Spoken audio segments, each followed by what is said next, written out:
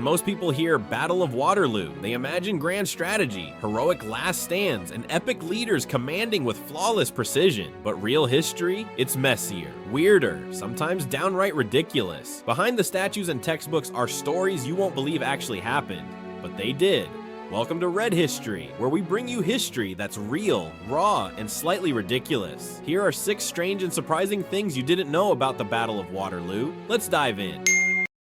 Number 1. Believe it or not, the Battle of Waterloo, one of the most epic clashes in European history, was basically fought by 2 guys who seriously needed a nap. Napoleon? The man was in agony from hemorrhoids so bad he could barely sit, let alone ride a horse. So instead of launching a brilliant morning attack, he was busy trying not to scream every time he moved. Wellington, on the other hand, spent the night wide awake, pacing and stressing out like a student before finals, wondering if the Prussians were actually going to show up or ghost him completely. So yeah, behind all the drama and glory, we had 2 exhausted dudes, one clenching his butt and the other clenching his nerves, proving once again that history was made by very tired people.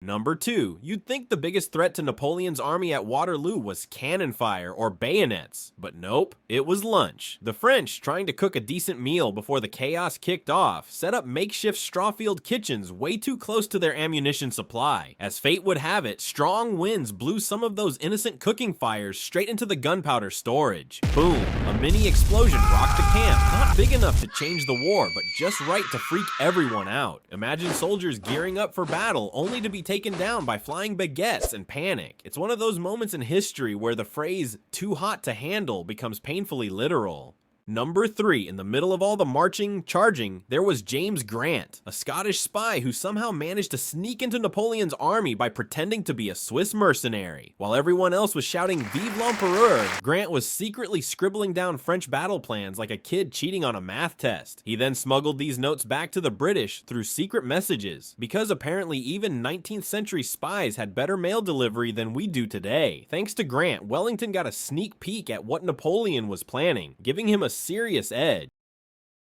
Number 4. Next up, a church that witnesses more screams than prayers. Just outside the battlefield, a tiny chapel in Mont Saint-Jean was turned into a full-blown military hospital. And by hospital, we mean a bloody mess, groaning soldiers, and doctors who looked like butchers on a deadline. Thousands of wounded men were dragged into this holy house, not for prayer, but for amputations. Without anesthesia, of course, because this was 1815. Instead, patients were handed a shot of strong liquor, told to bite down on something and hope their surgeon had a steady hand and wasn't too drunk himself.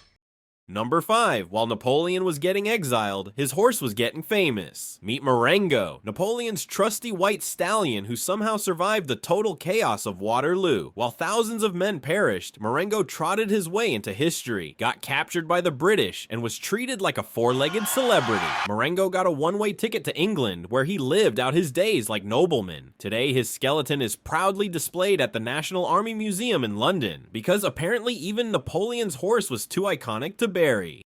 Number 6. You'd expect the site of one of the most important battles in European history to be preserved with flags, statues, and eternal glory. But nope, after the smoke cleared at Waterloo, the battlefield was quietly sold off to farmers. That's right, the land where Napoleon's empire collapsed was later used to grow cabbage, literal cabbage. Locals plowed through cannon-cratered fields, planted vegetables, and herded cows without even realizing they were walking over the ghosts of empires. For years, people had no idea they were farming on the ruins of history. They just knew the soil was oddly rich, thanks probably to all those exploded soldiers. So in a twist only history could write, one day it's glory and gunpowder, the next it's salad greens and cow dung.